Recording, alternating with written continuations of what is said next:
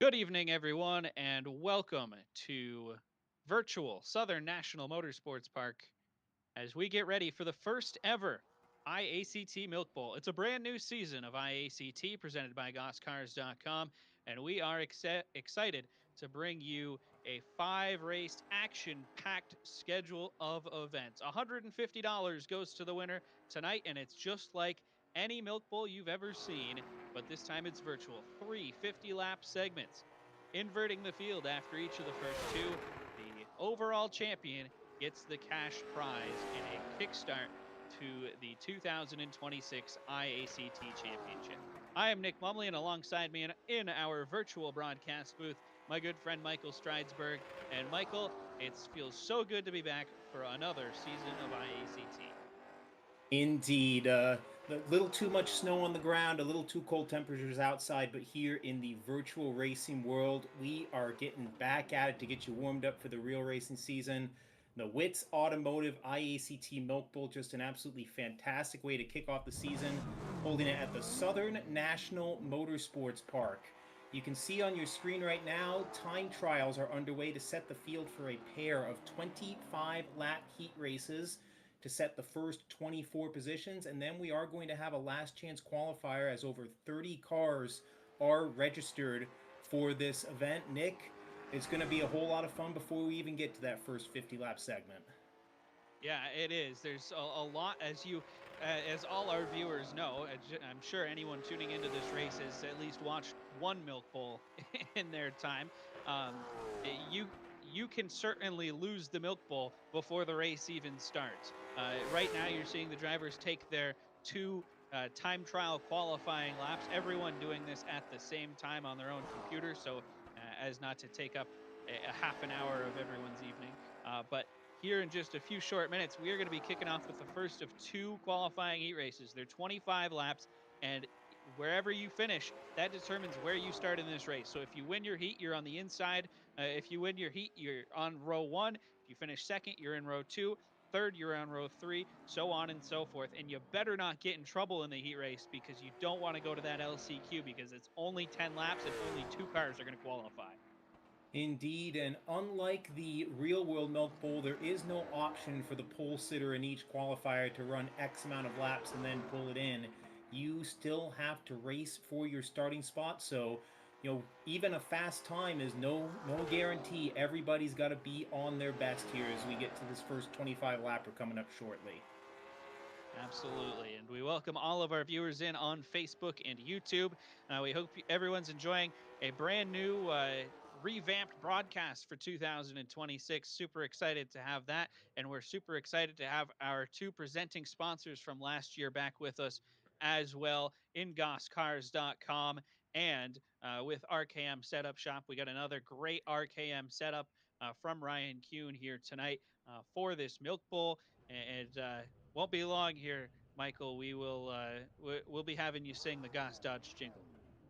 Oh, I'm looking forward to that. But first things first, field coming to the grid for the first 25 lap qualifier to set inside of the first 12 rows of the main event. And what a shock, Nick. The reigning champion and the man who provides the setups, Ryan Kuhn out of East Bridgewater, Massachusetts, the 72, earns the pole for this first qualifier. Alongside him, we are going to have car number 13, one of the winners of the practice milk bowls leading up to today's official opener, Lukey Shannon in the 13. And then we have the winner of the photo finish, that excellent race at Momini last year, Jeff Cody in the 51. He will roll off from third and starting fourth. It is going to be the Rookie of the Year contender at the White Mountain Motorsports Park in his first ever late model season. That's Kyler Davis in the one. Then inside row number 3, we have the official tech inspector for the Thompson Speedway Motorsports Park and Oxford Plains Speedway, Jason Ricker in car number 9. Alongside him, car number 52, that is Brad Bushy, ready to roll from 6th. Ryan Flood, Keegan Tabor, Dylan Zulo, Aiden Young, Alan Young, Mike McCaskill, David Weir, Richie Murray round out the field. The pace car is off, and the 2026 IACT season is green. Field thunders into the first corner. It is the 72 of Ryan Kuhn on the inside, away with the lead. Shannon in the 13 able to hold the bottom for second. Still side by side, not far behind him. The 52, Brad Bushy, the first one trying to make it work on the high groove through lap one. You can make the outside work here at Southern National, but you've got to really pedal it. You can't lay a fender wrong throughout the center of the corner, and you got to get that exit in order to make it work. You see Brad Bushy in the 52 trying to make it happen. He's topside of Jason Ricker in the 9, while the top 4 pull away. That side-by-side battle for fifth is the first side-by-side action on the track. The 98 of Ryan Flood, 74 Tabor there, both looking for real estate. The 52 of Bushy had the nose up on the straightaway, but back comes the 9 of Ricker in the corner. Back around the transfer spot now. We go back to Richie Murray. He is in 12th in the 08 machine.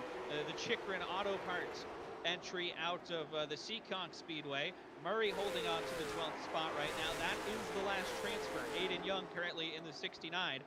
He is the last man out, right, or the first man out of this feature here. And 25 laps the distance in this qualifying heat. Richie Murray, the 08 feature winner last season, finished fourth in the final standings, fighting just to make the show in the opener, but the 24 of Alan Young kisses the wall, and that provides an opening for Murray trying to get that 12th spot. He battles with the 69 Aiden Young and the 3 of McCaskill. Yeah, and tough break for Alan Young there. Got forced 3 wide. Gets knocked out of the transfer position, but now has an opportunity trying to get back under McCaskill. Oh, and Alan Young makes some contact, and he's going to spin out here. We'll see if this brings out the yellow. Caution will come out for the 24 of Alan Young. Spins out, trying to go for the transfer. That slows down the field here with 8 laps showing on the board here out of the 25-lap distance as we take a look on our iRacing instant replay. They get a little stacked up. The 3 of McCaskill gets together with the 24 of Young, and Young ends up in the inside wall. Yeah, tough break there, but you know how it goes, Michael. You got to go for everything when you're on the edge here. Like we mentioned, that last chance qualifying race, that is not somewhere where you want to be. 10 laps, a bunch of cars, only the top 2 are going to qualify. It's going to be really difficult. You want to stay out of that by all means necessary.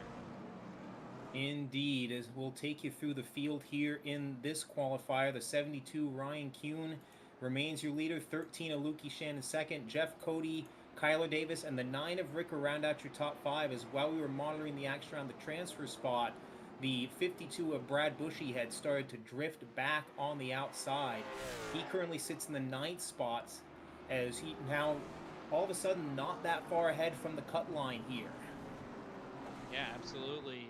He's slipped back in the standings. As we talked about, you got to be really careful to run that top lane.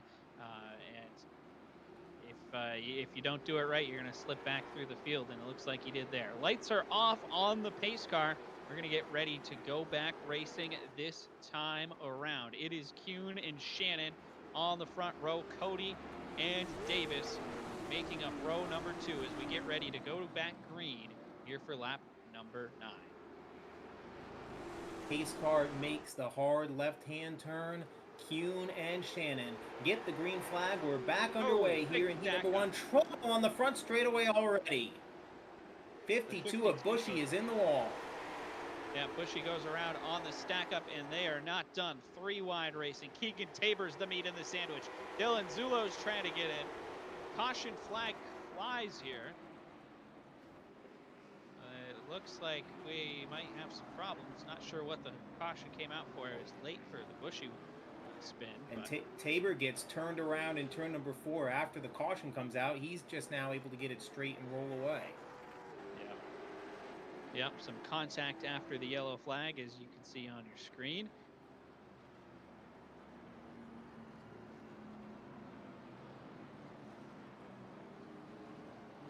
So back under the yellow flag, second of the of this first heat race. 2 heat races tonight. This heat race will set the inside lane of the IACT Milk Bowl. So Ryan Kuhn in the 72 currently in position to start from the pole for segment 1 here later on tonight.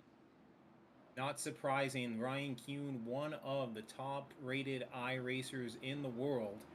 provides the setups, and these are the setups that he uses and he wins with week in and week out here in the virtual racing circuit. Very comfortably in the lead right now. Obviously sets himself up well for the start of segment one, and you always want to get off on the right foot. But I'm sure if Lukey Shannon sees an opportunity and can take a calculated risk, he may try to pounce here. Yeah, absolutely. He's gotta make something happen. I don't know. I think he's gonna be more than happy to settle himself right into second and take the third starting position. Uh, this is the inside is the preferred lane here. So this heat race, this is a good draw because no matter where you are, you're gonna start on the inside as long as you're within the top 12. We'll also want to keep our eyes on the action around the transfer spot. Right now, the ninth and 10th position are the 16 of Dylan Zulo and the 03 of Nate Wenzel, who actually had trouble at the start of the race, lost a lap, got waved around the first caution, sitting in a transfer spot, followed by Richie Murray and Keegan Tabor, Mike McCaskill, Brad Bushy, and Alan Young on the outside looking in as we go green, and they're stacking up again on the front straightaway. And they're struggling with the restarts tonight as Dylan Zulo goes around. Mike McCaskill has also crashed off of turn number one. We've got some drivers around here and coming back around to the yellow. This should be a quick yellow flag period as everybody's able to get it straight into backup. Yeah, taking a look at the instant replay here. Yeah, a bit of a checkup in the front, and the 74 Tabor not able to quite get it woed up in time, gets in the back of Wenzel. Wenzel gets sent down into Zulo, and just an unfortunate set of circumstances there to put us back under yellow. Yeah, absolutely. Tough break for those drivers, especially Zulo, who was in a qualified position. Um, but he's a couple of drivers just moving their way up. Richie Murray uh, has made his way up to ninth. And something else that's coming up on these guys, we have a little under 3 minutes here before the session ends. So these races are 25 laps or 10 minutes to keep the show moving along tonight. So even though we've only made it 11 laps, three cautions hurting nobody but the drivers back in the field. So here we go, getting ready to go back green. Kuhn and Shannon come to the green flag, and it is Shannon getting the jump on the outside as they head into turn number one. Shannon away with the lead. I see some bumping and grinding though in the back of the pack. They're around again. And we have two cars around in the back of the field. It looks like we'll see what happened here. The 08 of Richie Murray, heavy damage on the right front of his car. Looked like he got turned around. I also saw the 69 of Aiden Young down on the inside as well. Oh, and Michael, we have a development here. The 13 of Lukey Shannon is being sent to the rear of the field. For jumping the restart, if I had to guess. He got a great restart, and I guess it was a little too good, according to race control. And that is huge because we are running out of time quickly in this session. He might have to come back through the LCQ, and that's just a penalty that you cannot have. Brutal break for Lukey Shannon in the 13. Oh man, that is tough. I have been saying he might try and take a calculated risk, and I'm sure he saw an opportunity there, but didn't quite time it just right, unfortunately, and he drops the rear as we are getting ready to go back green with just seconds remaining in this first qualifying race. Yep, under 1 minute to go. So if you're going to make something happen, you better make it happen quick. The 10 lap limit for the heat races this year to help keep things going along smoothly so we're not stuck iRacing for 4 hours. Green flag back out, and we are fighting to the finish here in heat number one. It is Kuhn and Jeff Cody on the front row for that restart. Cody, hanging tough on the outside, but it is Kuhn the leader as we complete lap 13. Keep an eye on the back of the pack as well. Shannon and others trying to scratch and claw their way into the top 12 as the hourglass sands run through. Here we go. This could be the final lap of this race here, depending on how the timer works out. It is going to be the 72 of Kuhn out in front of the field. We'll see. He's going to get the white flag here, it looks like. Shannon As the stuck in the time runs 13th out. spot, Nick. The 52 of Bushy, the 24 of Alan Young are side by side in front of him. Shannon looking 3 wide for the final transfer spot. They touch at the 4, and it's Shannon sneaking through along with the 16 of Zulo. Wow. How about Lukey Shannon coming from the back of the field, going up and under and knocking some guys out of the way for the final transfer spot? My And goodness. and Dylan Zulo saying, "Thank you very much. Don't mind if I do." Get sneaking his way through on the inside as well in the 16. Wow. What a what a finish there at the end. Ryan Kuhn is the winner of heat number 1, and he'll start from the pole. Now, on to heat number 2. Starting on the pole in the number 45 Creative Counters Chevrolet. That is Casey Beatty in the 45. To his outside, Caden Fisher in the SD Ireland number 18 entry. Starting Then we third, Brandon Lambert in the 77. Jake Grout in the 49 in row 2. Then on the inside of row 3, you have the 13 of Ty Delphia, the white 13, as we have a few alongside. The 46 is Justin Prescott.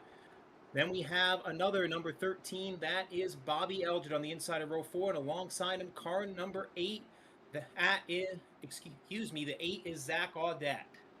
Brock Rouse in the 70, Bert Duffy 75, Kason Hodgden in the 23, Jacob Roy in the 11, and then it is The 68, that is Dan Sidney on the inside of the final row, and riding shotgun car number 56 is Matt Pepin.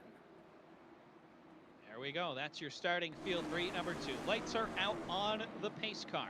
10 minutes or 25 laps. Top 12 qualify. The rest go to the LCQ. We are underway. Heat 2 is green. On the outside, the Tropical Storm, Caden Fisher. We got trouble in the back of the field, though. Caution flag already out in the first corner of the race as they get stacked up in turn number 1. Looks like Brock Rouse has gone around here. We'll see. We'll take a look on our iRacing replay here in a moment. Oh, we did. We're hearing that we did not get the spin there. So it looks like Brock Rouse went around, and we will quickly re-rack the field here and see what we can do. Indeed. That'll be still waiting to find out as I stumble over my words if that lap will count, but either way, they're getting them doubled up and just going right back racing. Pace car is already in. Absolutely trying to get as many laps as possible in here in these heat races. It's Beatty and Fisher, a couple standouts on the ACT, on the Milton American Canadian Tour. They go down into turn number 3, clean and green so far. Fisher will settle into second, but now instantly on the attack. He goes after Beatty into turn 1. Yeah, it's not hard to tell at first often whether that's a settle or a crossover, and Caden tried to turn to a crossover with Beatty, the former IACT champion. Gets the run on the outside behind him. They are wheel to wheel for the third spot. The 49, Jake Grout in the high groove. The 77, Lambert trying to hang on. Give it to the 49, Grout entering turn 3. Jake Grout takes control. He is eligible for IACT this year because he is building a street stock, getting ready to compete at Thunder Road this coming summer, and he currently rides in third. And a good heat race here in heat number 2, trying to set the outside row of the starting grid for the first ever IACT Milk Bowl, and we have a thrilling battle up front, and it's heating up around the transfer spot as well, with Jacob Roy holding the position and Brock Rouse trying to get there, but getting into him is Matt Pepin in the 56, and things getting a little bit crazy back there as they fight for 12. Indeed, and I'm sure that Jacob Roy does not mind them seeing them side by side in front of him. Things getting spicy up ahead as well. The 46, Justin Prescott, is underneath the 77 of Lambert. That's the battle for the fourth spot as Lambert just so slightly scuffs the outside wall. Prescott through on the inside, and he's trying to bring the 13s with him. Justin Prescott up to fourth. Ty Delphia, he's coming past Brandon Lambert as well. So is Bob Eldred. And Eldred had such a great season last year on IACT. Had a chance at the championship all the way up to the last race of the season. try to put it together and maybe even get to victory lane here in 2026. He is fighting for position currently as they run. He would start 14th on the outside row. So every position matters, trying to gain as many spots as possible here in our 25 laps. Keep one eye on this battle as the 13, the black 13 of Eldred, now underneath the 77 Lambert, and at the front, the 45 Beatty and the 18 Fisher still nose to tail for the 1 and 2 spot as we are closing in on halfway here in this second qualifier. Yeah, Caden Fisher has not let Casey Beatty get away. He's sizing up his competition, trying to make something happen here in the closing laps. He wants to start on the outside pole of the first ever IACT Milk Bowl, and he's going to try to get it done, but he's got to get away, or he's got to get around, I should say, former IACT champion Casey Beatty in the 45.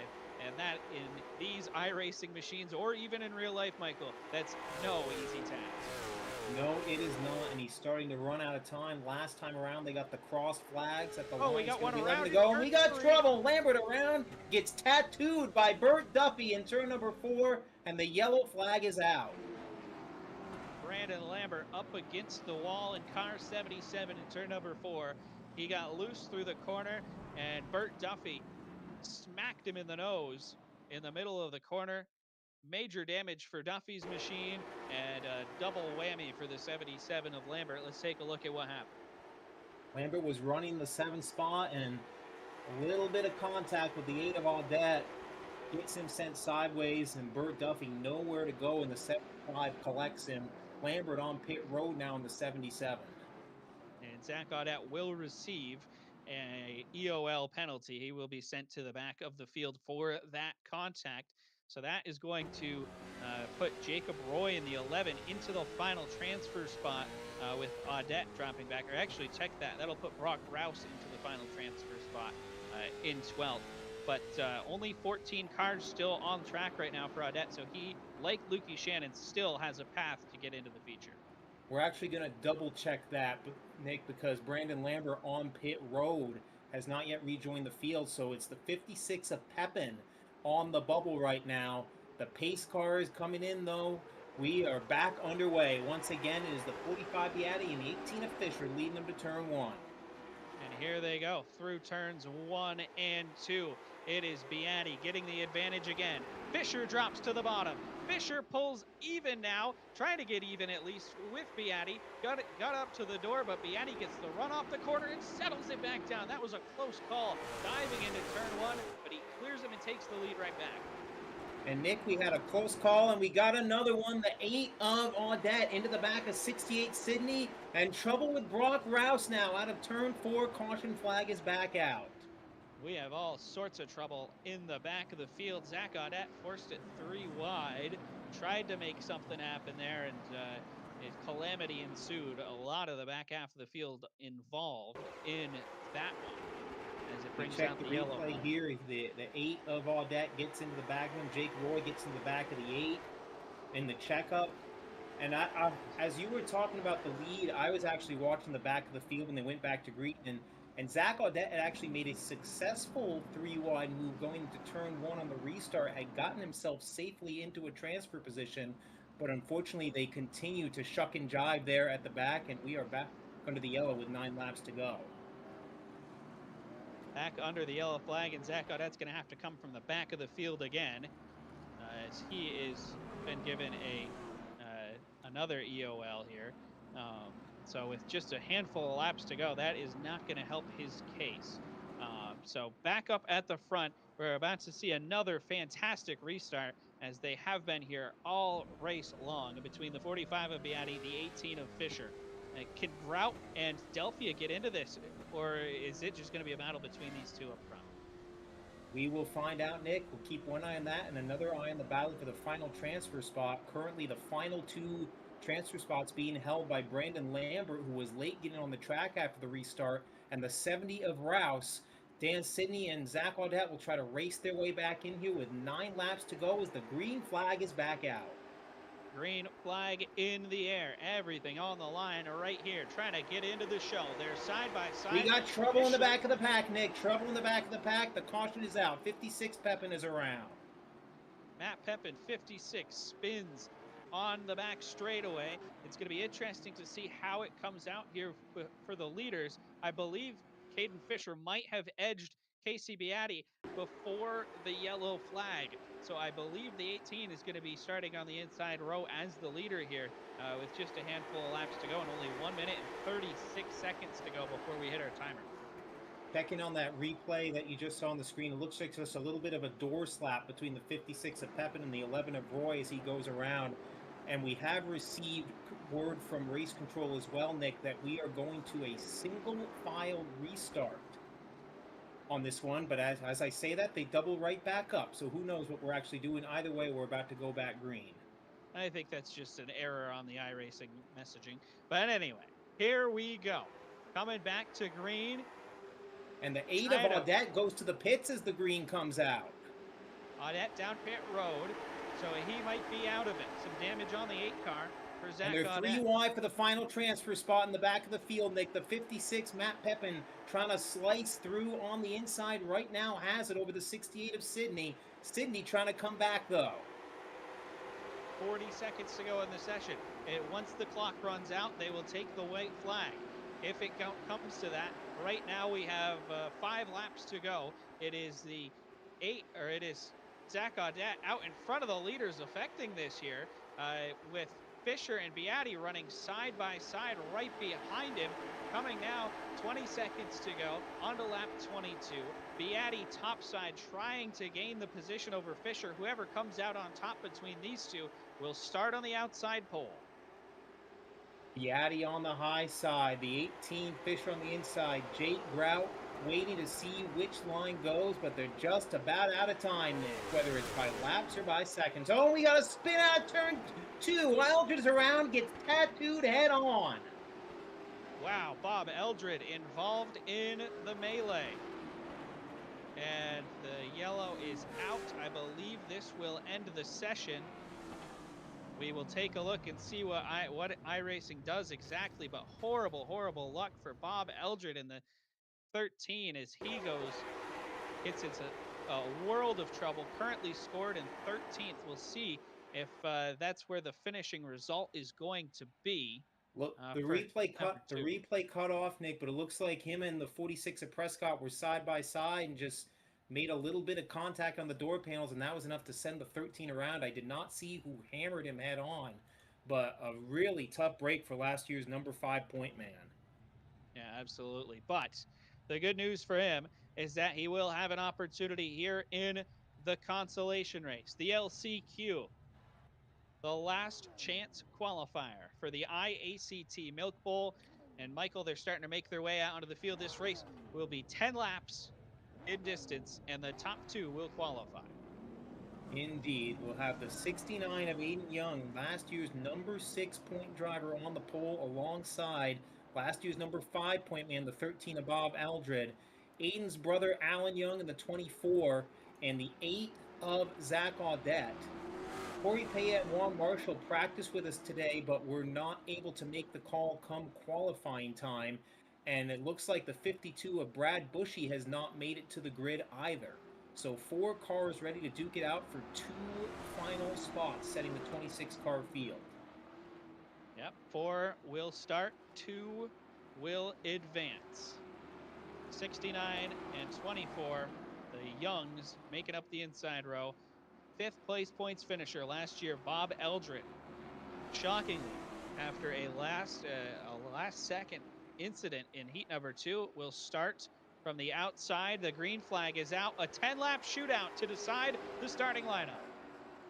It is the 13 of Eldred wasting no time on the outside. The 8 of Zach Audette looking to come with him. Has the fender up for the second and final transfer spot. Aiden Young did not get a good run off the corner, and he falls all the way to the rear of the field. Aiden Young not getting going very well at all in the 69. He is dropped way back here. And with 4 cars on the track, it's going to be tough to make up ground once you lose it. As Zach Audette smacks the wall off of turn 4, that might open up the door for Alan Young in the 24 machine. 13 of Eldred trying to run off and hide. It is Audette and Alan Young nose to tail for the spot that matters as they continue to give themselves some Southern National stripes here. 3 laps complete here in the consolation race. It's Bob Eldred out in front. Zach Audette has settled into P2 on the racetrack, but Alan Young still pressuring him for that spot. Aiden Young back there in fourth, trying to make something happen here, trying to find his way into the feature. The White Mountain Motorsports Park competitor in the Strictly Minis trying to make it happen, but right now not looking good for the 69 New Hampshire of Aiden Young, while Bob Eldred leads the way coming around to complete lap number 6. It'll be 4 laps to go at the line, about a mile and a half on this 4/10 mile oval. If Alan Young has any more cards left to play, he better play them real soon as he bounces off the wall again out of turn two. The 8 of Debt able to open up about a car length over him in the process. Yeah, Audette has the spot by maybe 2 car lengths now. Alan Young really starting to fade and smacks the wall again in the 24 machine. Alan Young now dropping back, running out of laps here at Southern National. Again into the wall, but still might be gaining a little bit on the 8 machine of Zach Audette, who smacks the wall down the backstretch himself. It's going to be tight, but they're coming now to the white flag. They are right on the ragged edge. The 8 of Audette has the final transfer spot. Does Alan Young have anything left? He drives it deep in turn 3 at the line. Eldred's going to win it. And the 8 of Zach Audette holds on to take the second and final spot in tonight's Whit's Automotive IACT Milk Bowl.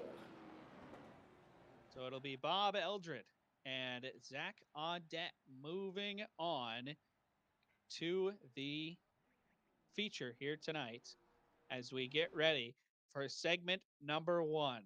50 laps the distance. Think of the Milk Bowl. This is what it is from the rules standpoint. We will run 50 laps. After 50 laps, everybody will come down to pit road. We will take a quick break to score the first segment and invert the field. And we'll come back for a second 50 lap segment and then do the same thing one more time for segment 3. And Michael, I'll tell you here as we watch our quick little warm up session here while everybody gets themselves ready for the feature. We ran 3 practice races for this event just to get the timing of the timing and the choreography, I guess you could say, of getting the Milk Bowl format going. And in every single race, segment 1 rather than segment 2 was the segment of carnage and chaos, and then segment 2 and 3 was when you really had to manage your tires, really get yourself in position. Segment 1 was just all about keeping the fenders on your car, making sure you live to segment 2 with a fast repair in your pocket. That it was an interesting twist. I will say though, a lot of those test sessions we were running 25 lap segments. They do have 50 laps to Nate, so twice as much time. So we'll see if a little more patience bears out. But still, with 26 cars starting, you can't wait very long to get to the front, regardless of the situation. Yeah, absolutely not. So you got to make things happen, and it goes to back to the age old mantra of the Milk Bowl. You got to be cautiously aggressive. So here we go. Just about a minute left here in our warm up session here before we set the field and introduce the starting lineup to you, Michael. I suppose we could get going on that now since we have so many cars. We don't want to miss anybody.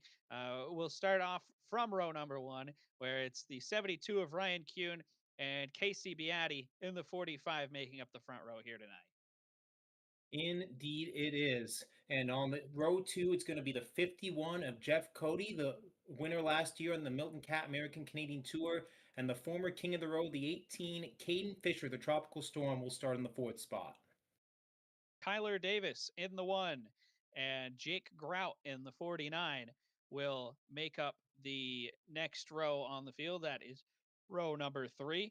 And then it'll be Jason Ricker and Ty Delphia in the 9 and 13 in row 4. Then we have the 47 of Dave Weir, spotter for the former Milton Cat American Canadian Tour champion Gabe Brown, Rounding out your top 10 on the starting grid will be the 46 of Justin Prescott. Then in row six, we'll have the 98 for Ryan Flood out of Sandwich, Massachusetts, and the 23 of Kason Hodgson. Richie Murray from Seekonk will roll off in 13th. 14th will be Bert Duffy. Then Keegan Tabor from 15th position. Jacob Roy, the Mini Milk Bowl winner for the Street Stocks at Thunder Road last year, he'll roll off in 16th. The 03 of Nathan Wenzel, former NASCAR New Hampshire state champion, will start from 17th, followed by the 70 of Brock Rouse. Mike McCaskill, the multi-time Flying Tiger winner in car number 3, is next, and the 68 of Dan Sidney will roll off from 20th. 21st will be Lukey Shannon making it in after a last ditch effort in heat number 1. Brandon Lambert, 22nd. Dylan Zulo, 23rd. And Matt Pepin will roll off 24th. And then out of the final row, your two last chance qualifiers, the 13 of Bobby Eldred inside row number 13, and car number 8, Zach Audette, sneaking in to the main event. He will come out of 26th here in segment number 1. That is the field for the first IACT Milk Bowl. Michael, we have Presented by Whit's Automotive. presented by Wits Automotive. Michael, we've done a lot of IACT, but never a race quite like this. The 2026 IACT season is underway with the IACT Milk Bowl.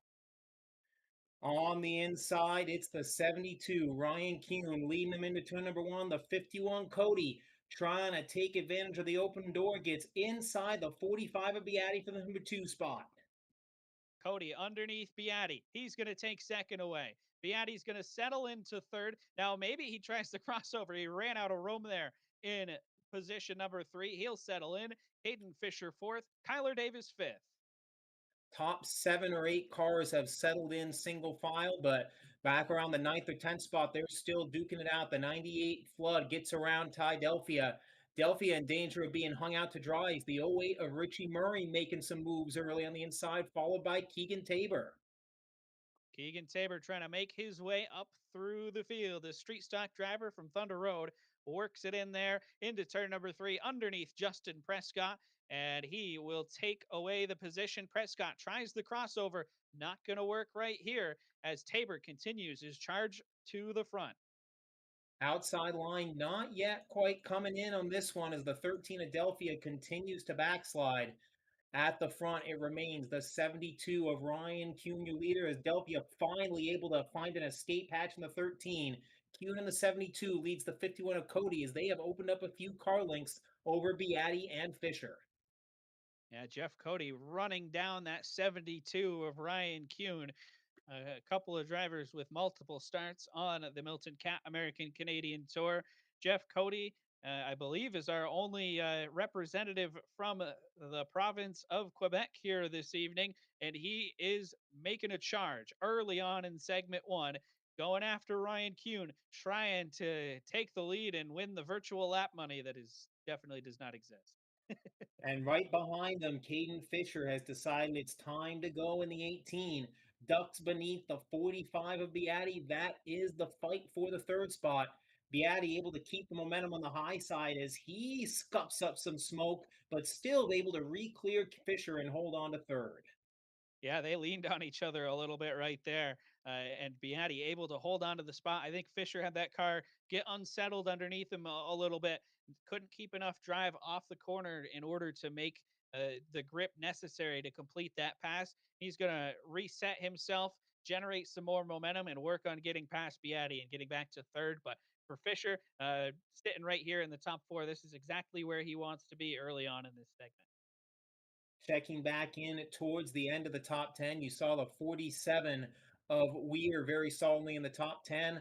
Up behind him, the 98 of Flood and the 46 of Justin Prescott. Ducks underneath the 13 Adelphia trying to pick up another spot. The 46 Prescott got hung and pinned on the outside early, but now trying to make up for lost time in that 46 machine. He is currently running in the number 11 spot with 13 laps complete in this first segment.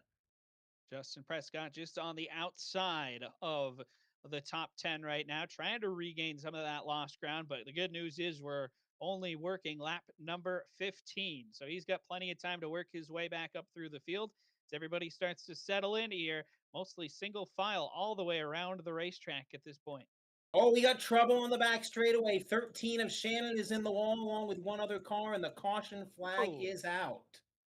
Mike McCaskill hit him late. Caution is out for the first time here on lap number 15 of the IACT Milk Bowl. And it's the 13 of Lukey Shannon involved in the accident.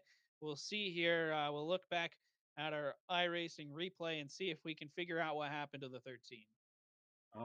Underneath the 13, the 23, excuse me, of Hodgson, looks like Hodgson kissed the wall off turn two and may have sent him down the track just a tiny bit. And the 13 of Shannon was there. The three of McCaskill, wrong place at the wrong time, piles into the aftermath, but everyone able to get it back rolling under caution with unofficially 14 laps complete here in segment number one. Yep, 14 complete. And as so for just for everybody's knowledge for this race, you do get one set of change tires. So in the 150 laps, you can change your tires one time. I think the most popular decision is going to be to change it after one of the segments. My thought is that most drivers will change after segment two.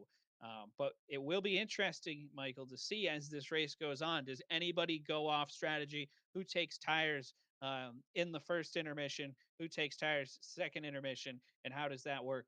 And how does that affect these drivers as they go on in this race? Indeed, just like the real life milk bowl, where you get 8 total tires to use. And I can report the 13 of Lukey Shannon had been on pit road, came back, just made a quick visit back to pit road. He's going to have to hustle off because the lights are out on the pace car and we're about to go back green. Ryan Kuhn, Jeff Cody, they bring us to green. Kuhn gets the jump and will take the lead into turn number one. Cody's going to try to settle into second. Beatty and Fisher side by side. We got a big crash in turn two. Oh, it all comes apart on the restart. Multiple cars stacked up. You see the 16 of Zulo in it, the 75 of Duffy. Lukey Shannon, who made it back from pit road late, able to sneak through there, but yellow back out with 15 laps complete in this one. So the yellow flag flies. We'll see here. Do we have a replay? Looks like we might here as our replay team works on it. And it came right off the restart here. You can see these restarts can be a little bit chaotic. Looks like maybe Mike McCaskill got into the back of Bob Eldred and it all went south from there. Yep, Zulo, Duffy collected in turn two in the aftermath, and when Zulo was getting the 16 spun back around, almost got into Lukey Shannon, making a late arrival through there, but Shannon able to avoid the twofer and sneak through that one. Yep. You can see Justin Prescott's involved in that. Number of drivers collecting damage in that crash. That worked its way all the way up through the field there. And And it looks like it looks like the 74 of Keegan Tabor has been given an EOL penalty for his apparent involvement in helping to start that, unfortunately.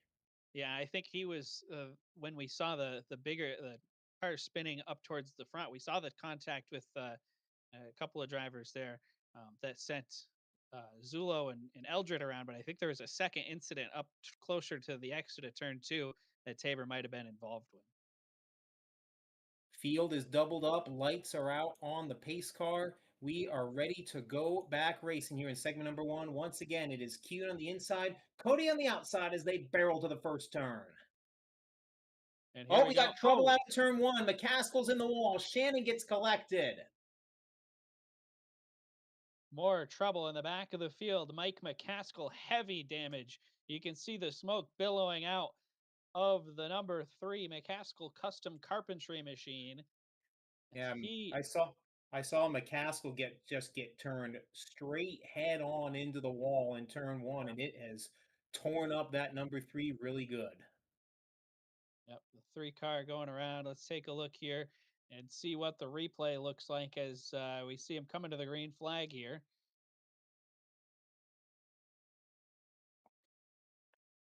Oh, it looks like McCaskill checked up to avoid making contact with the 8 of Audette in front of him, and Brock Rouse unfortunately didn't see the checkup in front of him, got into the back of McCaskill, and McCaskill just dead straight into the concrete. Bert Duffy and Dylan Zulo, or no, check that. Those are just them having their penalties cleared. As we read the penalty log, the lights do go out though on our iRacing Ford Mustang pace car. As we come back around here on lap number 17, segment number 1 of the IACT Milk Bowl, with the 72 of Kuhn, the 51 of Jeff Cody, your leaders.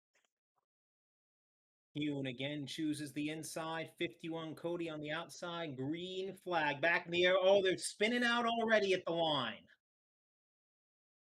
46 of Caution flag Prescott is is out. around, and the yellow flag is back out.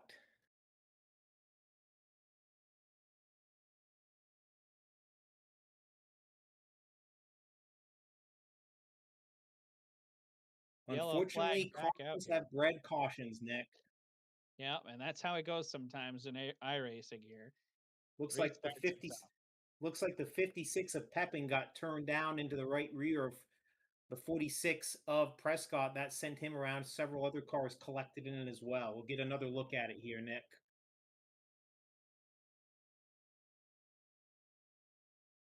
Oh yeah, Pepin with a little bit of help from the 68 of Dan Sidney got him turned around, and several others just with nowhere to go once again. Yeah, tough break there. Restarts are tough for sure, but it's going to give us another opportunity here shortly to see the restart. And a lot of guys, we talked about it, Michael. You get one fast repair, you get one set of tires. So a lot of guys are already down to their last or they're already out of fast repairs, and we are 18 laps in out of 150. So it's not going to be long here before we start to lose people to attrition in this race at this point, just because so many incidents here, especially in the back of the field at this point. But the lights are back off. Everybody's hustling to get back around to the pace car, where Ryan Kuhn and Jeff Cody will try it again. Same song, another verse. 72 Kuhn on the inside, 51 Cody on the high groove. Beatti and Fisher lead him down to turn number 1. And Kuhn is going to get the jump. And we have another yellow here. Mike McCaskill has spun in the 3 car.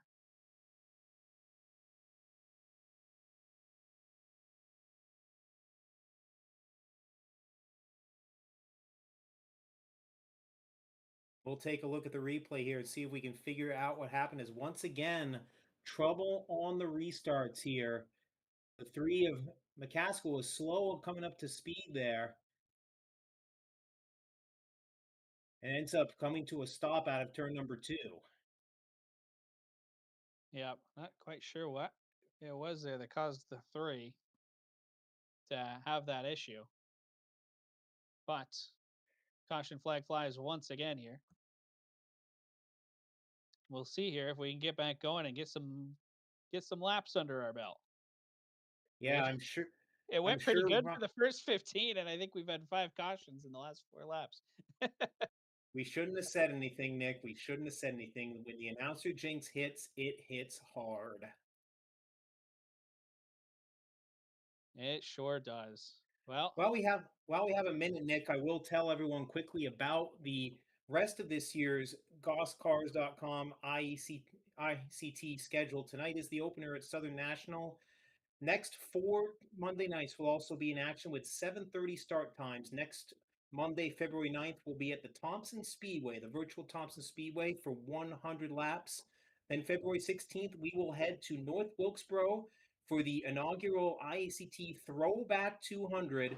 February 23rd, the Sobo Shootout 200 returns at South Boston, and then the championship will be wrapped up at Nashville on March 2nd with the Doug Hoare Memorial 146 as we are back under green in segment 1 of the Milk Bowl. back to green flag racing. We are underway again. Kuhn with the race lead. Jeff Cody to the outside, trying to hold on there and get an opportunity to take the lead away. Now, these guys, while everybody's been crashing in the back of the field, Kuhn and Cody have been practicing their restarts and seeing who goes where and how each other can get an advantage. And it looks like that may be playing into the hands of the 51 as he has been able to stick to the outside of the 72 of Kuhn thus far. And you look, Casey Beatty has cleared Caden Fisher for third and will now join the fray. He's under We got Cody for trouble second. out 3 and 4. Richie Murray, Dave Weir into it. More cars piling in as the caution flag is back out. 47 Caution. Weir and the 08 of Murray looks like got together battling for a spot in the top 10 in the second half of the field. Unfortunately, several of them get collected as well coming out of turn 4. Yeah, big mess out of turn 4 here. Let's take a look at our replay and see what might have happened. You can see the 16 of Zulo there. I Looks like think we're Roy seeing was out of shape. some of the aftermath of it right here, Nick. I was keeping an eye on the middle of the field, and I'm pretty sure I saw the 47 and the 08 get together as they were fighting inside the top 10 and entering turn number 3. Yeah, there's a bunch of stuff. Yeah, it looks like David Weir getting in here. David Weir spins with Richie Murray and just absolute chaos behind him. Yeah, the There you can 47 see it. got into the 08, and then when the 40, yeah, I can see when the 47 backed off to let the 08 save it, the rest of the field caught up to him very quickly, is how I'll put it. Yeah. Yeah, very quickly. So that's where we're at here on lap number 23. Ryan Kuhn and Jeff Cody leading the way. Let Let's take everyone quickly through the top 10 here while we have a moment, Nick. It is the 72 of Ryan Kuhn, your leader. The 51 of Cody in second. Remains Casey Beatty and Caden Fisher in third and fourth. Jason Ricker having a strong run here in segment 1 rounds out the top 5. Then it's the 1 of Kyler Davis. The 49 of Jake Grout in 7th. 8th is the 98 of Ryan Flood. Ty Delphi in the 13th, 9th, and the 03 of Nate Wenzel has climbed his way up into the top 10 as we get ready to go back green.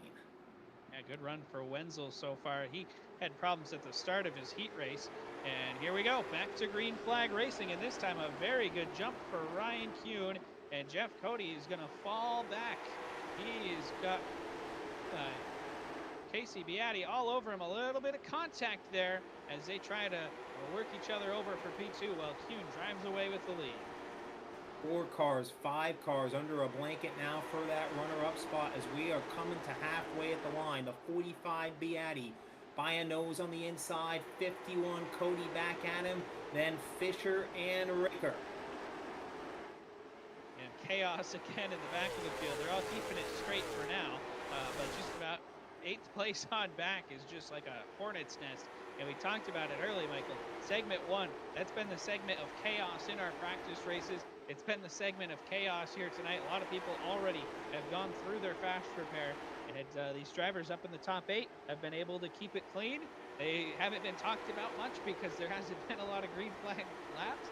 But as they settle in, as this race goes on, that's only going to benefit. Indeed, and they are racing hard though. Now we're getting some green flag laps going. The 51 Cody letting it all hang out alongside the 45 Beatty, the 18 of Fisher, 72 of Kuhn managing the gap right now back to these 3. Not far behind them, you've got Ricker, Davis, and Jake Grout all in the mix as well. Yeah, good battle throughout the field here. You can see the side-by-side. Oh, heavy into the wall there goes Cody. That's going to help out Casey Beatty and Caden Fisher, who are both attacking on the bottom. Yellow flag is back out here. We'll see what's going on. Looks like we got a slow car. I think it's the 16 of Zulo. Yes, the 16 of Zulo slow on the back straightaway. Not sure if the damage on that car is from this incident or something earlier, but let's get a look at the replay here to see what happened to put us under caution with 29 complete. Let's see. Looks like it just gets tagged from the 75 of Duffy. And that brings out the yellow.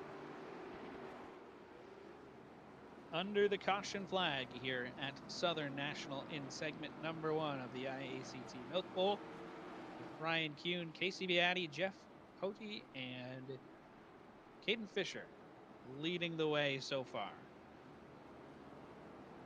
Zulo rejoining at the rear of the field. 21 laps to go. I see the 68 of Dan Sidney on pit road. He's been off and on pit road all throughout this first segment. Field getting doubled up, though, and ready to go back racing. This time, the 72 of Kuhn is going to have a new dancing partner as it's the 45 of Beatty drawing alongside him as we get ready to go back racing. Back to green flag racing as we get going here on lap number 30. Ryan Kuhn down the back straightaway, out in front, facing pressure now from the 45 of Beatty. Beatty trying to take it. Oh, Caden Fisher touches the wall there and get a lift from the 9 of Jason Ricker. It looks like as Fisher holds on to fourth, while Ricker and the 1 of Kyler Davis fight side by side for fifth position on the racetrack. That is the best battle on the track right now. The 9 of Ricker, the 1 of Kyler Davis, last year's street stock champion. But there's trouble, though, off of turn 2, and we are back under caution with 18 laps to go in segment number 1. See a number of cars around on the back straightaway here. Got the 16 of Zulo is around again, the 47 of Weir, 68 of Lucas Sidney, Bob Eldred in the 13. Taking a look at the replay right now to see if we can figure out the 47 of Weir. It might have gotten a little help from the 08 of Richie Murray there in turn number 2. And the field, unfortunately, gets collected once again. See if we can get another look at it here. Yeah, it looks like the 47 just got a little bit loose through the middle of the corner, and then Murray gets into him, Eldred gets into him, and then they all just kind of stack up in front of him. And word from race control, Nick, is that the 08 of Richie Murray has been sent to the rear for his involvement. So he's now got a long road to hoe. The former IACT winner with just 18 laps left in segment number 1. Yep, we are getting down to it here in segment 1. Laps are winding down before we go down pit road and invert the field for segment 2. Lights are out on the pace car. Ryan Kuhn, 72. Casey Beatty, 45. We're back to green flag racing. Ryan Kuhn once again away with it on the inside. The 51 of Cody trying to get his nose in beneath the 45, but cannot find it. 45 of Beatty clear into the number 2 spot. Beatty settles in. Cody into third. Fisher fourth. Kyler Davis fifth as they get right down into single file racing here. Some nice side-by-side racing. Oh, and we're wrecking again out back. Big crash in the back of the field. We'll bring out the caution once again. Got all sorts of guys around. Bert Duffy's in it. Let's take a look at the replay. 15 laps to go here in segment number 1 as things come unglued once again in the back of the pack. Oh, looks like there was some contact in front of Duffy. The 77 and the 74 got together, and when the 75 of Duffy checked up, the 13 of Eldred got in the back of him and sent him into the inside wall. Yeah, and ahead of him, the went 7 around too. Yep.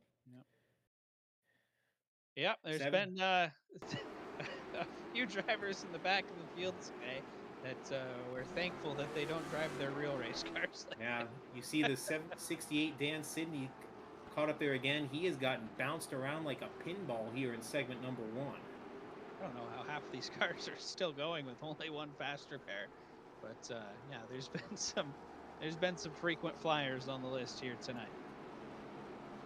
But Ryan Kuhn has been in the safest place possible at the front of the field. And he is going to have, I believe, 15 laps to go, possibly 16. We will double check that with timing and scoring. But either way, closing in on a win here in the first of 3 50-lap segments in the Whit's Automotive IACT Milk Bowl. It'll be 15 to go when we get back to it. with Kuhn and Beatty. Then Cody and Fisher, Davis and Ricker. Green flag is out, and once again, Kuhn controls it heading into turn number 1. Kuhn with the lead over Beatty. Cody looking underneath, trying to get to second. Beatty slams the door closed. Cody will settle back in. Fisher in fourth. Side by side, Davis and Ricker fight for fifth as they go side by side through 3 and 4. Give the spot to Davis. Ricker will settle in behind him. Here comes Cody underneath, and another yellow. Richie Murray's around the way. 56 of Pepin taking some evasive action as well as the 08 of Richie Murray going north in the southbound lane coming out of turn number 4. Yeah, another incident here. We'll see what happened to Richie Murray.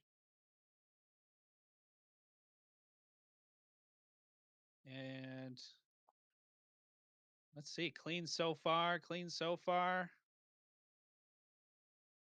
Oh, the 08 Murray lifts to avoid contact with the 68, and as a result of him lifting, the 16 of Zula gets into the back of him and turns him around.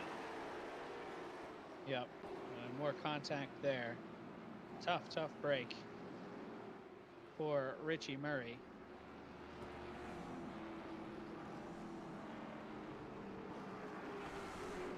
And Ryan Kuhn just sitting there saying, man, how many times do I have to beat Beatty or Cody on a restart here?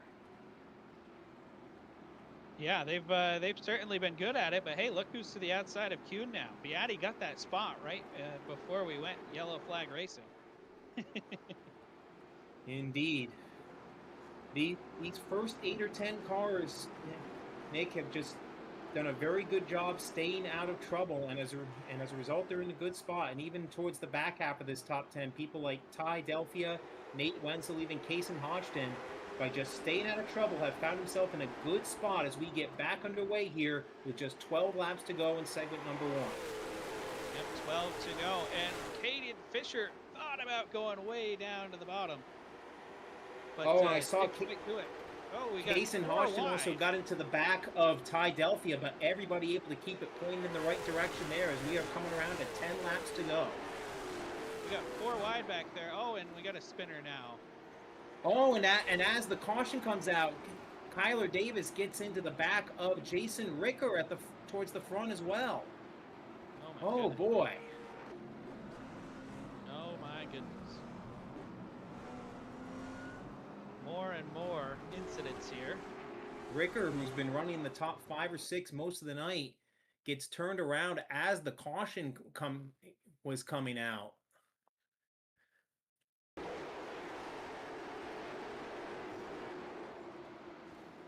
And so the yellow flag flies once again. Looks like it was Ryan Flood and possibly Justin Prescott getting out together there to bring out the initial caution. And then you see Prescott drive past the 9 of Jason Ricker. And looks like race control has ruled that since the caution was already out, the 9 of Ricker is going to get to come back up to his spot. Yeah, Ricker will come back up to 5th position on the racetrack. So, yeah, I think probably just an unlucky occasion there for Ricker and one of Davis. But like you said, Yeah. Mike, these guys, it's been so quiet up at the front. We've kind of said where they're running, but not a whole lot else has happened. A lot of guys have just been settled in here, and it's been outside of the top 10 that's been a little bit problematic here so far. Nick, they have subscribed to the first rule of racing, which is to finish first, you must first finish. And so far, so good for them. We are about to go back green here. Kuhn and Beatty with, looks like 7 laps, make that 10 laps to go, as I misread the timing and scoring. But either way, we are back under green with what's 10 laps left here in segment number 1. Kuhn once again out on top in 72, side by side for third behind him. Yeah, Cody and Fisher side by side for 3rd position. And this is the time of the segment. It took us a while to get here, Michael, but points are on the line now. And when it comes down to just a handful of points that might come to decide this thing. The top four runners right now really trying to make sure everything happens. Michael, we see all the time in the real life Milk Bowl, you got to have a really good run in segment one if you want a legitimate chance to win this thing. These guys in the top four, top five spots, they know that. And you could say the pay window is open in the early Yeah. stages. 8 straight years, the Vermont Milk Bowl, the segment one winner, has gone on to win the overall. Kuhn trying to set himself up well for that. Fisher kept it on the outside for a while for third, has to back out of it. They're still side by side behind him, though. Looks like it's the 49 of Jake Grout making it work. Outside of Lukey Shannon, he'll now set his sights on Jason Ricker as they are coming to 5 laps to go here in segment number one. Time running out in segment one. Drivers making their last ditch efforts to try to gain some points. You see Nate Wenzel slide in front of Lukey Shannon there for position. Shannon caught the wall down the front straightaway that opened the door for Wenzel, and now Shannon in a backslide. Now he gets some momentum off the corner and drives it back up through, gets back underneath Wenzel, repays the favor a little bit, a little how do you do as they come down with less than 3 laps to go in segment one. Oh, and Shannon gets into Wenzel. Hodgson Oh. gets into him. Everybody's spinning. Prescott involved. Caution flag is out, and we are going to have a short run to the checkered flag here in segment number one. Indeed. We had gotten to the point of that segment where there was a little more give and a little less take. Unfortunately, Lukey Shannon, who had climbed from deep in the field into the top 10, gets together with the 0-3 of Wenzel as we take a look at the replay here, Nick. Yeah, we'll see. It looks like the 0-3 just gets in there. Yep. Little side-by-side contact between the Yep. 0-3 and the 13, and that got the 0-3 sideways, and Kaysen Hodgson had the hammer down when the 0-3 got sideways and got into the back of him, unfortunately. Yep, unfortunately, that is what took place. So we will have what, a 3-lap shootout to decide it? 3 laps to decide the first segment of the Whit's Automotive IACT Milk Bowl. Can Casey Beatty find a way to steal this first segment from Ryan Kuhn? He's had a lot of chances to practice this restart. Does he have a good one in him? But 51 Cody, 18 of Fisher, Kyler Davis, and Jason Ricker all right there as the lights are out. We're ready to go back racing. And here we go. Ryan Kuhn, Casey Beatty. Green flag is out. 3-lap shootout to decide it. Kuhn takes the advantage. Beatty settles in. Cody and Fisher side by side for third. A little bit of contact to the back bumper of Beatty. 2 laps to go now. Or no, white flag. White flag is out. And it's Kuhn out in front. He's going to walk away to the win. Battle's gonna be for third off of turn 4. Kuhn wins it, then Beatty, and oh boy, too close to call for the third spot. Looks like Caden Fisher got it. And the caution flag will wave to end segment number one. A wild and crazy first segment of the IACT Milk Bowl, but a lot of good racing up at the front of the field. And now Michael will get them set to go here for segment number two. We will take a quick break while we go in. It's kind of an all hands on deck deal to get everybody re-racked and set back up.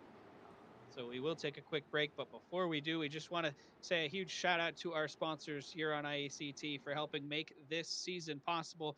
Uh, Drivers are getting paid out to win these races, $150 to win the race here tonight. And a lot of that, thank you to Whit's Automotive in Barrie, Vermont. They just got a new shop. They're growing, but they're still locally owned by a racer, Tyler Whittemore and family owning the Wits Automotive LLC there in Barrie. They do a great job. If you need any repair work done on your car and you're in Central Vermont, give them a call at 802-479-4122. Also want And to of thank. course, Oh, go ahead, Michael. I can take this one, Nick. This is my I know favorite this is your one. favorite one. GossCars.com, serving South Burlington, Vermont, St. Albans City, Burlington, Vermont, and Champlain, New York, with a seamless car buying experience, a wide array of quality vehicles, accommodating financing options, and advanced technology in their state of the art service center. Visit gosscars.com Monday through Saturday in person or online 24/7. And remember, go, go, go, go, Goss has got it. Wow, I missed that. Michael getting it done. Uh, oh yes, go get your cars from gosscars.com. And finally, want to thank RKM Setup Shop. You see the guy who's in the lead right now, Michael, the winner of segment one, Ryan Kuhn in the 72. That was these setups were built by his team at RKM Setup Shop. This is a fixed setup race. Everybody has the same car underneath them to make the competition as even as possible. And Ryan Kuhn and the team so graciously for ever since the inception of IACT have been providing setups for this series. Makes the cars drive pretty well, as you saw for the guys in the top 10 at least. But yeah, Ryan Kuhn and RKM Setup Shop doing a fantastic job, and back again for another year. So with that, we are going to take a quick little break here for the intermission of the segment. We will be back in just a few moments for segment two.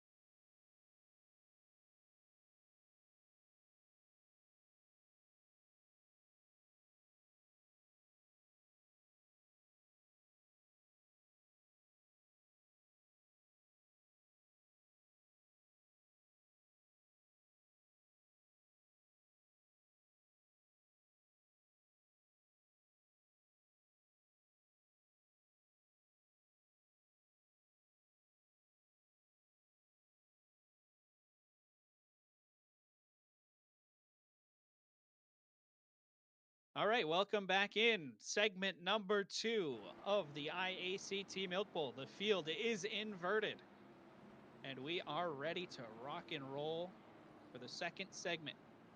50 laps the distance here from Southern National Motorsports Park. Nick Mumley here alongside me in the virtual broadcast booth, my good friend Michael Stridesberg. And Michael, it was a rough and tumble segment 1, but the racing up front was a lot of fun to watch. And now we get to see those drivers try to survive the carnage possibly here in the second segment and make their way up through the field. Indeed, they'll be starting out back. We did have a few cars not make it back from segment one, and we also had the 56 of Matt Pepin request the rear. So your pole sitter here in segment one is going to be the 03 of Nate Wenzel, who finished 21st in segment number one. And the 75 Burt Duffy will start in second. And your top dogs from segment one, Ryan Kuhn, Casey Beatty, Caden Fisher, and all the rest are going to be out back trying to slice their way through you over the next 50 laps. It's going to be an interesting watch. Who is going to make it up through the field? Can some of the drivers up at the front here, now you can see a couple of them have used their fast repairs. Who used their tires? It's going to be interesting to find out. Lights are down on the pace car. It makes the hard left turn to pit road. Segment 2 of the IACT Milk Bowl is underway. 03 of Nate Wenzel, wounded as it is, makes short work at the front. And the 46 of Justin Prescott, who had some tough luck there in segment one, flies through to second as well. Duffy's trying to hold on the outside in the 75, but it is not sledding well at the 98 of Flood. The 77 Lambert freight training him on the outside. That inside lane got going, and now they're going to go 3 wide into the corner. Look at that, Duffy all the way to the top. You've got Lucas Sidney and Brock Rouse making it 3 wide here early on in the segment. Caution to the wind here up at the front of the bend. Side by side, the fight is for 5th spot right now. The 70 of Rouse, the 68 of Dan Sidney. 08 Richie Murray, who got kicked back a couple of times through some accidents, is on there on the outside. And actually, we already got a couple of top 10 guys from segment one starting to slice their way through. Mike McCaskill, despite that absolutely atrocious start to the segment, somehow ended up 9th overall, and he has already cracked the top 10 of this segment as well. Mr. Where did he come from? Mike McCaskill trying to get it done. Take a look at our front runners from segment one. As we go a little bit further back in the field here, you can see Caden Fisher's gotten a advantage. We got trouble in it. Right? And one of Davis is involved. He gets going, but the 56 of Pepin spun around behind him as well. For now, we are going to stay green. Now the yellow flag comes out. Ooh, tough, close call there for the leaders. With Prescott and Wenzel coming through there. But the caution flag will fly for the first time here in segment number 2. 8 laps in, with the leader being Justin Prescott in the 46, Nate Wenzel to his outside. And Michael, take a look here, back of the field. It's been tough sledding for the guys who finished up front in segment 1. It's been a tough go of it. Hasn't been a lot of room to make their way up through the field. It's going to be interesting here to see who can make it up, especially once this field gets strung out. 7 laps down, 43 to go here in segment number 2. Obviously, being patient and a little bit cautious worked for those guys in segment number 1. They want to stay out of trouble here early in segment 2, but also can't wait too long as well. And a couple of others already busting their way through. I had mentioned Mike McCaskill, and the 49 of Jake Grout, who finished 7th in segment number 1, is up to 8th in the early going here in segment number 2. So obviously, a lot can change over the next 43 laps, but we are seeing a couple movers and shakers early on. Yeah, absolutely. It's you got to be careful going up through the field, especially there's been a lot of guys that have been a bit all over the place so far in this. As the green flag comes back out, you got to be cautious with how you get up through the field and make smart decisions all the way up. We saw what happened in the real life Milk Bowl in segment 2 in October. We certainly don't want to stack them 3 high here in the IACT Milk Bowl. Indeed. As all that was happening in the middle of the field, the 46 of Justin Prescott had gotten around the 03 of Wenzel. We got a spinner. Came out. We got a caution once again here. at Southern National Motorsports Park. Yeah, Bert Duffy spun the 75 off the nose of Jeff Cody in the 51. It's like Cody was, there's a hole there and it disappeared rather quickly for the 51 machine. And Duffy ends up going around in car number 75. So that's going to bring caution out here for the second time in segment two on lap number 60. Taking a look here, and yep, no question, a little bit contact and then a little bit more. And the 75 of Duffy, who had the nose already torn up on that machine, Oh, goes wow. into the And the spin cycle once 51, again. the 51 has been disqualified. Jeff Cody has been removed from the event for that contact. I think, Nick, that race control finally just said enough is enough. Is what, if I had to guess, is what's going on. Yeah, I do believe they were they were given the motive here. I think it was the iRacing version of Tom Curley uh, with his umbrella down there Well, on pit road. I've told the story before of how Tom Curley once in a late model race that was so rough, he literally had a driver's meeting to chew him out on the front stretch during a red flag. Wouldn't surprise me if something similar happened between segments 1 and 2. And unfortunately, it means the end of the night for Jeff Cody as we are back under green. 46 of Prescott has the nose up. The 03 of Wenzel doing a good job hanging on the outside this time, though. And an aggressive move from Ryan Kuhn. He just made it 3 wide in the back of the field. He is working his way up, trying to stay in touch with Caden Fisher, who has gotten quite a good jump on these guys right now. But Kuhn has worked his way ahead of Casey Beatty, and that could be big for the overall as this thing develops here. Right now, both trying to follow Jason Ricker and Caden Fisher, who's in front of all of them, around on the inside line. Fisher has worked his way into the top 10. You can see he's on the inside of the 68 Sydney, looking 3 wide behind him. Here comes the 72 of Kuhn through. Wow, Ryan Kuhn just driving right through the field right now as McCaskill is all out of shape. Oh, and around goes the 11 of Jacob Roy, and we got all sorts of trouble. There's trouble in the front of the pack too. Caden Fisher's around. Fisher and Weir get collected after the caution flag has come out. Bob Eldry gets a piece as well. We are back under the yellow here with 14 laps complete in segment number 2. We'll see. We'll have to see how the 18, the Fisher's car, is looking, as that all started a half a lap before when the 11 of Jacob Roy got turned around. Yep, Jacob Roy going around. And there was more stuff up in front too. We'll see. This is gonna be a good look at what happened to Roy. You see some contact here, perhaps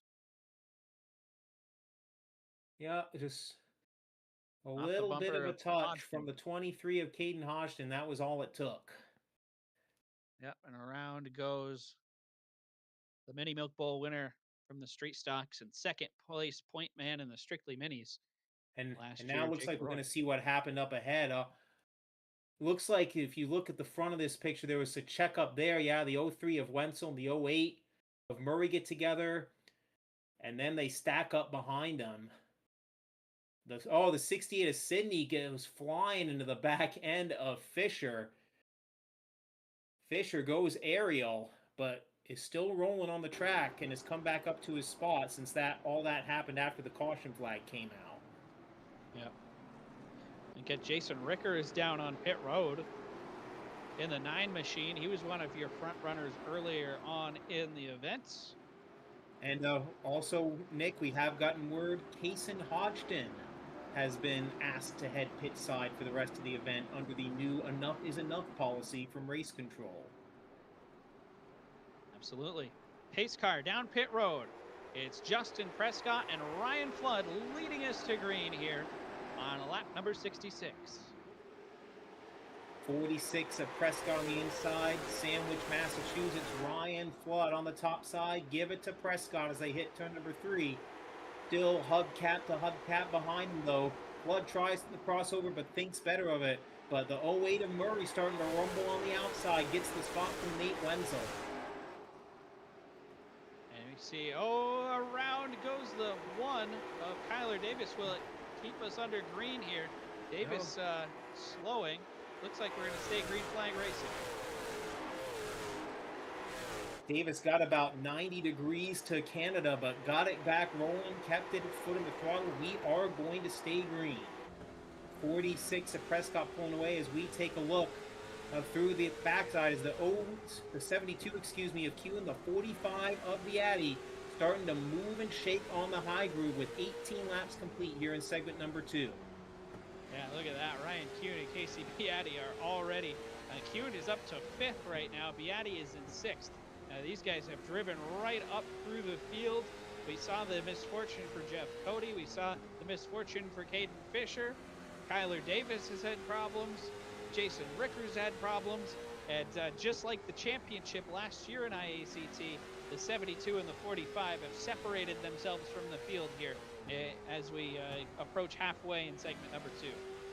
Right now, they're following the 49 of Jake Grout at the inside, who is continuing his impressive showing here in the IACT season opener. 7th in segment 1, currently sitting 3rd in segment number 2, has definitely put himself in contention for the podium here as we close in on halfway of segment number 2. Yeah, Jake Grout getting ready for his rookie season at Thunder Road in the street stocks. He is a very good iRacer. As he actually won one of our practice races last week as we got everything ready for this race. And you see him here hanging right with Ryan Kuhn in the 72. Definitely going to be a player, but definitely at the same time, if he wants to have a real shot at this, does not want to let the 72 car get by.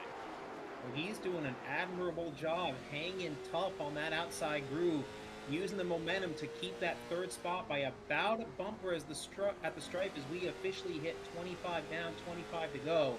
As they duke it out, the 45 Beatty waiting for it to clear, the 46 Prescott and the 98 Flood doing their best to run off and leave them. Good, clean second segment here for Justin Prescott and Ryan Flood. Say the same about Nate Wenzel in the 03. And we do have a yellow flag here. Let's see what that is for.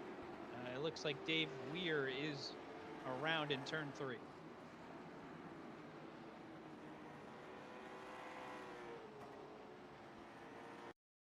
We are getting caught up back up to the field. I did see one car ducking down pit road. Looks like the 77 of Brandon Lambert, who had been running the top 10, heads down pit road. Oh, yeah, and you can see on the replay, Dave Weir comes into the end, but it looks like it was the 3 McCaskill and the 77 of Lambert with the initial scuffle to bring out that caution. Yeah, we'll get a better look at it right here.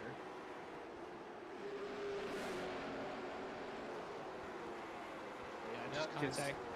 They came together down the back straightaway, and that's a tough spot to be sitting broadside in right there in the entrance of turn number 3. This will be another a good spot to be sitting broadside on the racetrack, Nick? I mean, no. So yeah, Lambert involved there, Weir involved, McCaskill involved.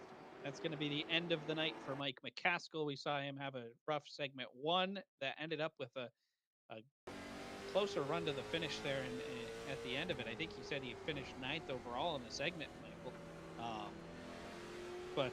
Yeah, that's the end of his night as the lights are down on the pace car. We're about ready to go back green. 46 Prescott, 98 of Flood, who finished 19th and 17th after some tough sledding in segment 1, trying to make the best of their days, but they got the heavy hitters chasing them. Grout, Kuhn, and Beatty as the green flag is back out. And here we go, green flag racing. Just past halfway in this race, just past halfway in the segments. As you're seeing some Nick, you're seeing some hidden luck right here because the 49 of Grout had just been able to keep the 72 of Kuhn behind him, and that was able to give him a good bid for the 9 on the 98 per second. Unfortunately, not able to quite make it work, though now the 72 Kuhn is going to try his hand on the outside. Yeah, Kuhn goes up to the top of the racetrack, trying to get around Grout, trying to get up into second position. Sandwich, Massachusetts, Ryan Flood there in second. Kuhn now all over the back bumper, goes back topside. looks like the outside lane might be starting to come in here as this race goes on, especially if these guys are on older tires. That could be big as Kuhn jumps to the top. He is going to work his way around this 98 of Flood, and Beatty is going to follow his way through. 98 Flood has been strong for most of the segment, but the Sharks are circling around him. 45 Beatty up to third. 49 Jake Grout now trying to take fourth on the outside, keep himself in the hunt. And not too far behind him, the 18 of Caden Fisher starting to creep back into the picture. He is up to the seventh position now with 16 laps to go in segment number 2. Yeah, time is running down, but Ryan Kuhn is trying to go after a perfect score right now. He has got Justin Prescott in the windshield, and the 46 fence machine is getting bigger and bigger. And check this out, Nick. Check this out. 49 Grout trying to take the third spot back from Beatty on the outside. Yeah, these guys, you can see him now, Beatty and Grout, as they come into your screen here. They're starting to work the outside just as the preferred lane. So that's going to be interesting to see as this race goes on. I really do think that top side is going to come in and become the preferred place to race. So it should be interesting. But as of right now, you can see Ryan Kuhn right to the back bumper of Justin Prescott. He has got just over 10 laps to try to get a perfect segment or a perfect score through 2 segments. 12 laps to go. The 72 of Kuhn dives to the inside. 46 Prescott trying to hold him at bay. See if this side-by-side racing will lets the 45 Beatty and the 49 Grout close back in. Prescott holding strong up top right now, coming to 10 laps to go in segment 2. Kuhn trying to get underneath, trying to go for the perfect 2 through 2 segments. Beatty is past Grout and looking to set his sights on Prescott here. If I'll tell you what, if Kuhn gets around Prescott and Beatty does not, that could be a huge implication for the final segment. And we've got action brewing behind him as well. The 18 of Fisher inside of the 08 Richie Murray to take the 6th spot. Ty Delphi and Kyler Davis, 2 top 10 finishers from segment 1. Davis had that slide in turn 4, but he has rebounded nicely, looking for the 8th spot now as the laps wind down. Yeah, Kyler Davis, it has not gone well for him here in this second segment. He's been bounced all over the place. Oh, and Fisher touched from the getting into the back bumper there was Ty Delphia getting into Caden Fisher, and that is going to slide Fisher back just a little bit. As we go back up front, the battle still on. Justin Prescott doing an honorable job holding off Ryan Kuhn, pinching him down and holding that top spot here as the laps wind down. It'll be 5 to go at the line. There are some in Western New York who might say Justin Prescott is doing an admirable job at this one, Nick. He's got to hold on for 5 more circuits to pick up the win. But Ryan Kuhn giving him the business out of turn number 2. I can't get over the fact that you just worked the Buffalo Bills reference into our broadcast as we come around with just a handful of laps to go. What a battle this is for the top spot. Prescott holding it for now. Kuhn is there. Kuhn's at the door. But a fight for the lead and a fight for the segment to win between Prescott on the outside and Kuhn on the inside. Justin Prescott, winner in the IACT Series, winner at the Thunder Road Speed Bowl, Riverside Speedway, and more. The 72 of Kuhn may have had him by a radiator cap. Looks like he did on that lap, and there's just 2 laps to go. Back comes the 46 of Prescott. Coming around to get the white flag for segment 2. Prescott outside, Kuhn inside. Even as they go down the front straightaway and off of turn number 2, Kuhn's got the advantage by half a car length. Prescott's going to drive deep into turn 3, but Ryan Kuhn is going to get this spot, and the former Milk Bowl pole sitter takes down the first 2 segments of the IACT Milk Bowl presented by Whit's Automotive.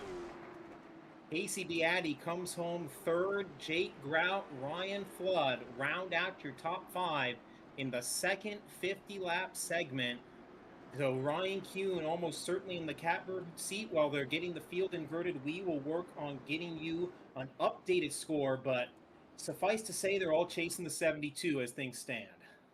Yeah, absolutely. And like I talked about, Michael, I mean, the fact that Kuhn got around Prescott there at coming to the stripe is huge because it not only keeps him in play for a perfect Milk Bowl score of 3, but he gains that much more of a buffer over Casey Beatty. That just means that Casey Beatty is going to have to win by what 3 spot or beat Kuhn by 3 spots in the final segment in order to have a chance at winning this thing. That's huge for our defending champion. That's unofficially it is a 3 point gap. We will work on getting you the rest of the top five, but in the meantime, Nick, we are going to take a short break here, and we'll be back with you shortly for the start of the third and final segment in the Wits Automotive IACT Milk Bowl.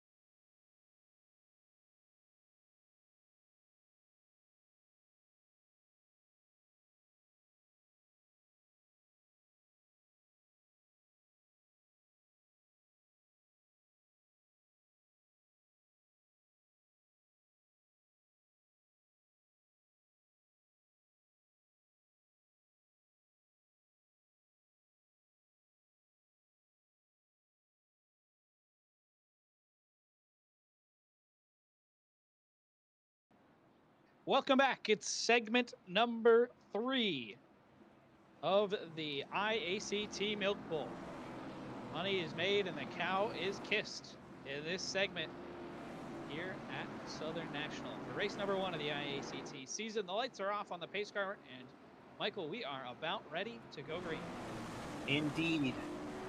On our overall standings, real quick, your top three 72 Kuhn has 2 points, 45 Beatty has five, and the 49 Grout has 11. The 12 of Fisher has the 18 of Fisher, excuse me, has 12 points as well. So those are four of your drivers to watch here in this final segment as we go green with the 9 of Ricker at the top spot. But caution though, already out. Looks like the white 13 of Ty Delphia is turned around at the start finish line. Yeah, Ty Delphia, something must have happened on the start there because he did not make it to the green flag, or if he did, he was spun around backwards. We'll take a quick look here at our iRacing replay and take a look. You can see him in the white 13, the CDR concrete entry, and a little bit of a stack up. Ryan Flood gets into the back, and there goes the 13. Ty Delphia came into the final segment sixth overall with 17 points, still had an outside chance at a podium spot, but now is going to have to put some extra hustle into that white 13 as he falls back here at the start of segment 3. Yep. Yeah, absolutely. So the 13 will slide back just a little bit. He's had a decent day so far here. He has 17 points so far. Michael, is that correct? Do I have the right 13 there? That is correct. We should. I should probably make note of that, considering we have so many 13s there on my scorecard. But he will bring that machine down to pit road. And Michael, I'm interested here in seeing who got tires and who didn't in segment number 3. We're going to see some guys make their way up through the field. I'll tell you, the way that the 72 got up through the field there in that second segment leads me to believe that he took his tires then. Indeed, and it looks like the 9 of Jason Ricker, who was leading the race, has been waved around the pace car. I'm not sure what's going on there, but we'll get that sorted out and go back racing here and just really quickly recap your contenders, Nick, if I may. 72 Kuhn, no surprise he's the overall leader after winning the first two segments with 2 points. 45 Casey Beatty with a second and a third has 5 points. Then it's a bit back to the 49 of Jake Grout with a seventh and a fourth has 11 points. Caden Fisher with a third and a ninth has 12 points. Completing your top 5 is Kyler Davis, 14 points with a sixth and an eighth. So obviously Kuhn and Beatty with the best chance, but if they happen to falter, a few drivers ready to pounce as the pace car is in and we're getting back underway. Green flag back in the air. Jason Ricker, Bob Eldred lead us to green. And you can see Caden Fisher is going 3 wide. He wastes no time down the back straightaway and moving himself up into the top 5. You see Brandon Lambert, Jacob Roy, Brock Rouse all right there. Richie Murray trying to get in. Oh, Bert Duffy gets tagged. Duffy goes around in the 75. Kyler Davis is in it. And Jake Grout, our number 3 overall man, gets a hard piece of that too as the caution is back out. You see the damage to the back end of car number 49. The right front torn up as well. So it's disaster for our third place in the overalls. We take a look at the replay here to see what happened. You see the top 3 in the overall. This happened right in front of them. As you see, Beatty is up top, the 72 of Kuhn and the 49 of Grout. And there was a checkup in the middle of the corner that led to this. You can see right there. And the 75 just hangs left. Look at the wreck avoidance there from Kuhn. And Grout tries to slow, but gets run over by Justin Prescott. And then, contact with the 13. Tough break for Jake Grout. None of his own Indeed. doing, and he is all tore up. Indeed. And Ty Delphia on his rough start to the segment continues as well as he collects a bit there at the end. Jake Grout has gone to pit road and will rejoin at the rear of the field. We'll see if he can work some magic in that A.W. Clark number 49 machine. 13 of Ty Delphia returning from the pits as well as we get ready to go back racing. Lights are going to go down on the iRacing pace car this time by. It'll be Ricker and Eldred taking us to the front.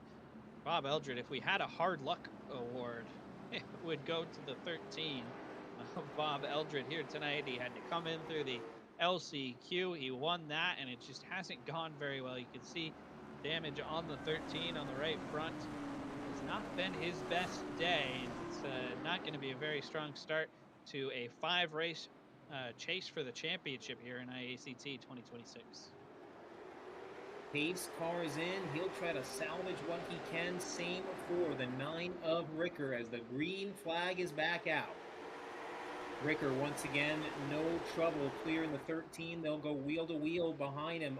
03 of Wenzel, the 47 of Weir, and the 18 of Caden Fisher, who knows if he's going to have any sort of chance this overall, he's just got to get to the front as fast as he can and hope it's enough. Waiting to see whether the 03 or the 47 able to get clear for the 3rd spot. Caden Fisher, he has got to go, and he's got to go right now. He's got the advantage on Kuhn, but he's got to hope that they get stuck back there to have any realistic shot of winning this thing. The podium, last spot on the podium, 3rd place, pays $20. So that is still very much up for grabs. You got a number of drivers in the hunt for that. We'll follow that here as the race comes to a close. But you can see Ryan Kuhn has got the advantage. Casey Beatty sends it 3 wide, puts another one 3 wide, goes underneath Brandon Lambert, staying to the outside of Prescott, knowing that he needs to not only beat Ryan Kuhn, but beat him by 3 positions in order to win this Milk Bowl and the $150 that goes with it. Indeed, it is desperation time for some of your top runners. Beatty still chasing the 72.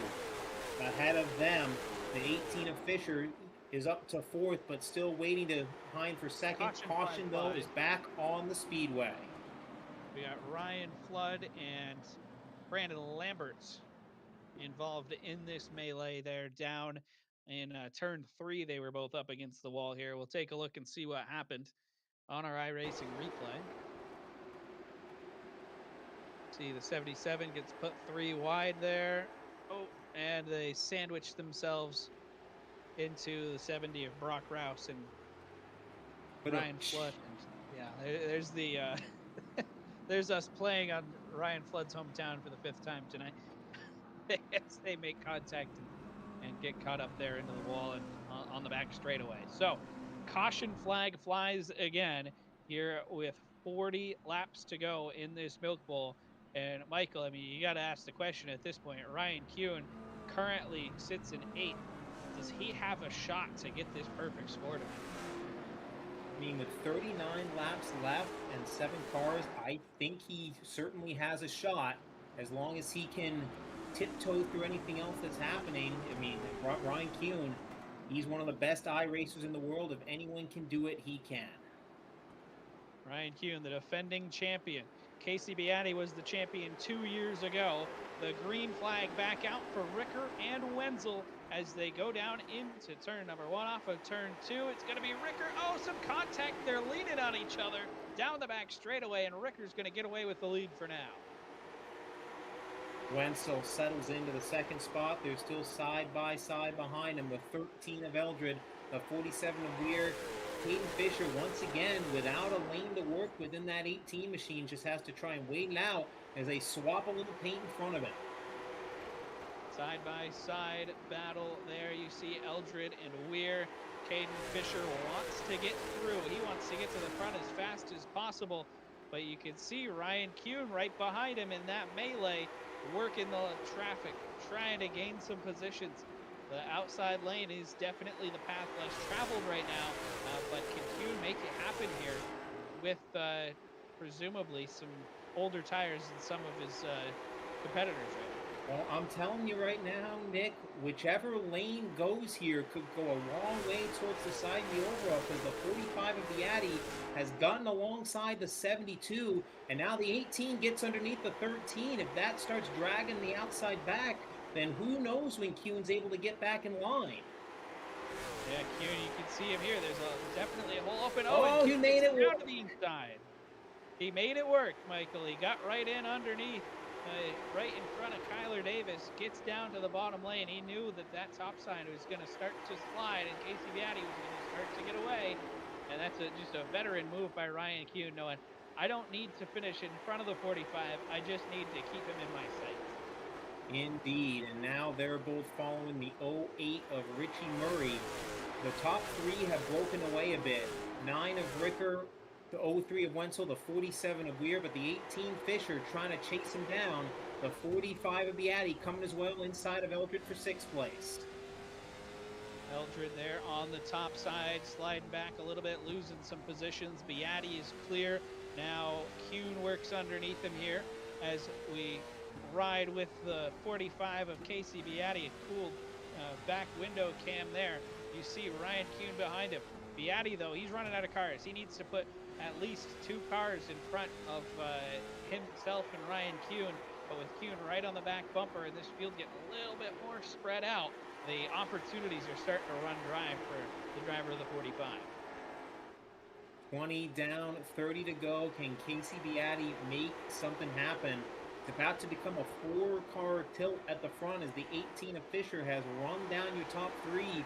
'08 Murray, 45 Beatty, and the 72 Kuhn trying to make it a 7-car dance for the top spot here in the final segment. Yeah, everybody's going to get into this, and this is good for Ryan Kuhn. If he wants that perfect score, everybody is going to be right there in front of him. These guys get double wide. I Ooh, would be shocked. Oh, we got contact. Dave Weir goes up the racetrack. He slides back. He's going to get passed now by everybody, including Ryan Kuhn, it looks like. Tough break there for Weir as he slides backwards. But the rush is on for the 45 and the 72. And don't forget about Caden Fisher there in that 18. He wants to win this race. He wants to win this segment, even if his chances at the overall have kind of gone by the wayside. indeed. The 47 of Weir got in the back of the '03. Had to check up hard. Fortunately, everyone able to avoid it, but Caden Fisher got 2 spots out of that. And Nathan Wenzel now on the verge of falling back further. The '08 of Richie Murray trying to salvage something from his night. Came into the segment 7th overall. Couldn't make it stick on the inside that time. Right behind him, it's the two fighting it out for the crown. 45 Beatty and 72 Kuhn. And the battle for the lead starting to heat up as well. Caden Fisher is getting right to the back of Jason Ricker within a couple of car lengths now. You can see they've broken a few car lengths away. Look at that corner for Fisher. Slides it right down in, right to the back bumper. You see how good that 18 machine is getting through the center of the turn. Only going to be a matter of time before he starts to really ramp up the pressure on Jason Ricker for the segment 3 victory. And behind him, the 45 Beatty trying to pick up another spot. Goes to the inside of Richie Murray. Beatty knows he's running out of time. We're closing on 20 laps to go here in the segment. But Murray gets the run off the high groove. Beatty not able to clear it. Beatty needs these spots right here. He needs to get away from that 72. Ryan Kuhn knows he's in the perfect position to take home the IACT Milk Bowl. No championship hangover for the 72 team as they continue to work their way up to the front of the field. Now Beatty goes to the high side. He wants to follow Murray past the 03 of Wenzel, and it looks like Kuhn might just follow suit there in the 72. We will find out. Oh, they all bounce off the wall in the back straightaway. Southern National Motorsports Park handing out stripes like candy in this one, but Beatty keeps his foot in it. He's up to the 4th spot. 72 Q now puts it on the outside, and the 18 of Fisher continuing to pressure the 9 of Ricker for that lead, but Ricker, remember that he finished 5th in the first segment. Second segment didn't go his way, but he's a tough Contact for customer. the lead. As I say that, Caden Fisher gets a bit aggressive there. Ricker trying to hang on. Caden Fisher bounces Ricker out of the way, takes the lead away. Ricker's going to try to fight back. Meanwhile, behind them, the action heating up between the 72 and the 45 once again. Kuhn gets to the inside of Beatty, but couldn't make it stick. Oh, and Ricker loses the car right there. Goes for a power slide through turn 3 and 4, and that's going to give Beatty an advantage. Beatty sees the milk bowl in his sights. Kuhn trying to follow his way through. What a corner from the 72.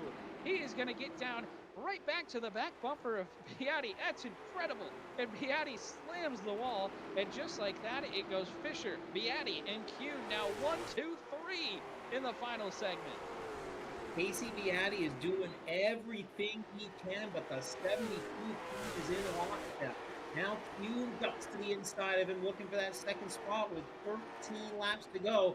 Lap car dead ahead. The 70 of Rouse takes it way to the top of the track to get out of the way. The 45 Viatti able to hold on to second. Contact further back. Kyler Davis. Oh, Oh, and the Rouse goes 70 gets around. turned around, and we are under caution. The caution flag comes out, and Casey Beatty loves that because he's going to be right there. And the math was not mathing anymore, Michael. He had 12 laps to beat Ryan Kuhn by 3 positions, and Ryan Kuhn is currently in third. So it would have been mathematically impossible for Casey Beatty. This restart gives him a chance to maybe get Kuhn back in the running order a little bit and give Beatty a side by side start with Fisher to try to go for the segment 3 win and maximize this third segment. Indeed, a lot can happen here. So we've got to look at the replay here of what happened to bring out the caution. The 70 of Rouse was already way up at the track, slow, trying to let everybody by, but got into the wall off turn 4, slowed him down even further, and the '08 Wenzel just closing in a little too fast to avoid him, unfortunately, and the 70 gets turned around. Yep, tagged him pretty good there down the front straightaway. So tough break there for Brock Rouse and his night coming to an end there in the 70 machine. But we are getting down to it here, Michael. Just over 10 laps to go in the IACT Milk Bowl. And it's Fisher, it's Beatty, and it's Ryan Kuhn, the overall coming down to the cars in third and or second and third right now. Fisher is 10 came into the segment 10 points behind Kuhn, so really doesn't have a chance at the overall win, but definitely still a chance at the podium, where he, by my calculations, would currently be sitting in third position, and a chance at walking out of here with a crisp $20 bill. Indeed. But Nick, this is how it had to fall on the restart for the 45 to have a shot. Because if the 45 and the 72 are in the same lane, Kuhn could just follow them around. But there's split lanes here. So if the outside goes and the inside doesn't, something could happen here. Green flag is in the air. Fisher and Beatty barrel through turns 1 and 2. Kuhn wants to either get past the 45 or get in the same line as him as they go right behind Caden Fisher here, side by side for the race lead as they come around to complete lap 140. 10 laps to go in the IACT Milk Bowl. Ryan Kuhn inside, Casey Beatty outside. Kuhn disappears for a second. Might be having some internet problems. That's not opportune timing there for Ryan Kuhn, but he is working over Casey Beatty, trying to take the top spot. And then, Michael, he just needs past the 18 of Fisher, and he could have an opportunity to get a Oh, perfect score. behind on the '08 of Murray gets turned broadside but hangs on to it. 72 Kuhn was able to make the inside work. Casey was really hoping that he could get the jump on the outside and possibly pin the 72 behind him. Unfortunately, it does not work out that way. The 72 Kuhn now has 7 laps to try and get around the 18 for the perfect score, but can't take too big a risk because if something happens, the 45 is right there. Yes, unlike the actual milk bowl, you don't get anything extra if you get a perfect score in this race. You just want the $150 that comes with winning it. Kuhn now dives low to the inside of Fisher, coming around with 5 laps to go. Ryan Kuhn inside, Caden Fisher outside. Kuhn going for the perfect score. 72 Kuhn has the short way around. The tropical storm trying to whip some wind out in the high side, but it's the 72 leading at the stripe, and he is going to clear him off of turn 2. Ryan Kuhn in command will be coming to 3 laps to go in the Whit's Automotive IECT Milk Bowl. And Ryan Kuhn has driven away, opened up 2 car lengths on Caden Fisher, coming around to 2 laps to go. Ryan Kuhn, a dominant performance, comes around, popsicle sticks in the air. 2 to go for Ryan Kuhn. Casey Beatty putting the pressure on the 18 of Fisher for second. Behind him, Kyler Davis and Richie Murray fighting for fourth and fifth, trying to get spots in the overall and towards the season long championship. But with the white flag waving, the man of the hour, 72 Kuhn, last year's champion. Nick, he's a quarter turn away from a perfect score. Ryan Kuhn, the champion last year, the pole sitter, wins all three segments and takes home the first ever IACT Milk Bowl. Ryan Kuhn gets it done with a masterful drive through the field and an incredible race here tonight at Southern National. Kuhn is your winner.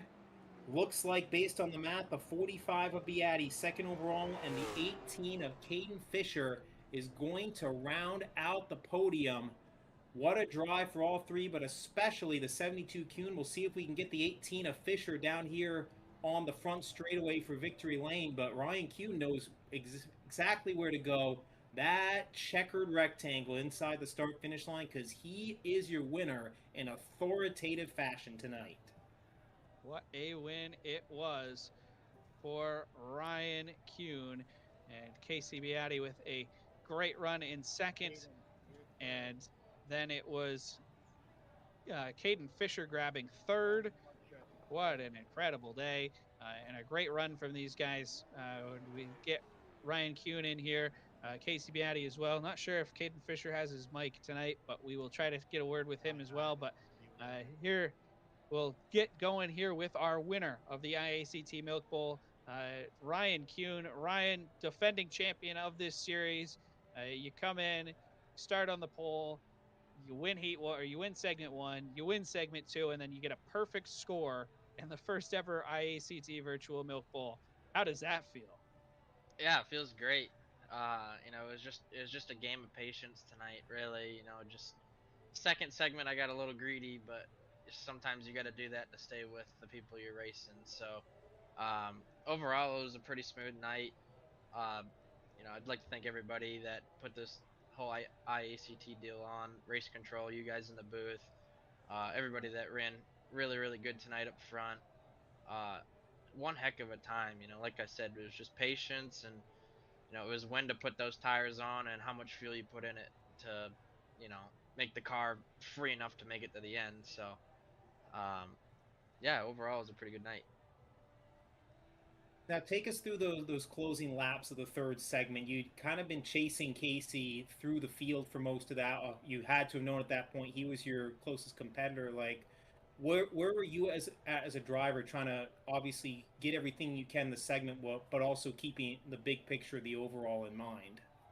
Yeah, it was just about staying with him through that second segment. I know he was on a mission, and he kept talking about it. He said, "I'm gonna do whatever I can to win this race," and it was just being able to stay with him and which lane rolled and when to find the hole. And Uh, really, it came down to patience right there at the end. We got a good restart, was able to roll the bottom on Casey, and I got the Caden. I wanted to do it as clean as I could, and uh, just wrap the bottom the best I can. I knew if I did that, I think I would have, well, we got him anyways, but he was getting really, really tight, and I was right there to pounce. Ryan, the IACT championship the last 2 years has the championship battle has been dominated by you and the 45 of KCBI. I mean, going into this race and having it go your way, coming off of that championship, uh, how big is this race to kickstart a run and trying to become the first ever two-time IACT champion? Yeah, it feels great. It's honestly it's gonna be a matter if I can find a sim rig next week. I got a couple buddies down in Orlando, Florida that I could hopefully run off of their rig and continue the points run. But I guess we'll see. It's kind of a 50-50 right now if I make next week. But I'm lucky enough to have some good buddies down in Florida. Uh, we'll see. I hope we can stay in it. All right, there he is, your IACT Milk Bowl champion, Ryan Kuhn, a perfect score of 3 in tonight's Milk Bowl. We'll now Thank you move over guys. to our second place finisher. Yes, congratulations, Ryan. Second place finisher tonight, Casey Beatty. Casey, I mean, you drove a race that would have won a lot of these Milk Bowls, but that 72 is just tough to beat, wasn't it? Yeah, absolutely. I knew once we unloaded and I saw Kuhn here, he was gonna be the car to beat. And that's exactly what it was. This creative counters posted in lumber, tray hand, towing, RKM machine was fast tonight, just not quite fast enough. So Casey, I mean, there were obviously in the first segment you were kind of up front able to avoid some of the stuff going on in the back of the pack, but second segment you kind of get thrown into the middle of the fray with the invert. What was your approach in that middle segment to get through it and keep yourself in contention for the overall? Get to the front as fast as possible. I knew it was a good group of guys out back that were driving to the front, so I felt if we stayed together and just pick the field off all together, then we're gonna be able to stay out of the wrecks and stuff like that. And we did just that. Me and Kuhn and Fisher and a few other guys drove to the front every segment, so it kind of played out exactly like I wanted it to. Well, Casey, congratulations on a great second place run here today. Uh, awesome job out there, and we will see you next week. So, with that, it does not appear as if Caden Fisher has his microphone in here, but congratulations to him as well. Good third place run, nearly stole the third segment. But with that, Michael, that wraps up our first broadcast of the season. Indeed, it does. But before we go, Nick, I'm going to give you an unofficial top 10 for the overall in this. We will get the full results posted soon enough. Obviously, there are a lot of numbers that need to be added up. But unofficially, your top 10, you saw our top three right there. Ryan Kuhn with 3 points, Casey Beatty with 8 points, and Caden Fisher with 14 points. Unofficially, Jake Grout, despite that early incident in the third segment, comes home fourth overall with 17 points. And the one of Kyler Davis rounds out your top five with a score of 18 points. Sixth overall, the '08 of Richie Murray with 24 points. Then we had a three-way tie for seventh with 29 points, and based on the tiebreaker of the better finish in the final segment, Jason Ricker will get that seventh position, followed by Justin Prescott in eighth overall, Ty Delphia ninth overall, again also with 29 points. And unofficially rounding out your top 10, he bounced off some stuff but found a way to sneak in there. The 47 of Dave Weir with 35 points, unofficially coming home 10th overall in this one. What a day it was here at the IACT Milk Bowl. Great way to kick off 2026, the fifth season, or the fourth season, I should say, of IACT. Happy to have everybody in watching this race tonight. Thank you to everybody who helped put it on from uh, our whole IACT team. Thank you to all the viewers. Thank you to all the drivers for coming out. We will see you next week, Michael. We will be at Thompson Speedway, 100 laps around the world famous oval in Connecticut. Uh, in what should be another great race here in this 2026 5 race dash. Uh, look for more information. Follow IACT Winter Warm Up Series on Facebook for up to date information. And we will see you all there. So, for the IACT team and Michael Streinsberg, I'm Nick Mumley signing off from Southern National. We'll see you next week, everyone.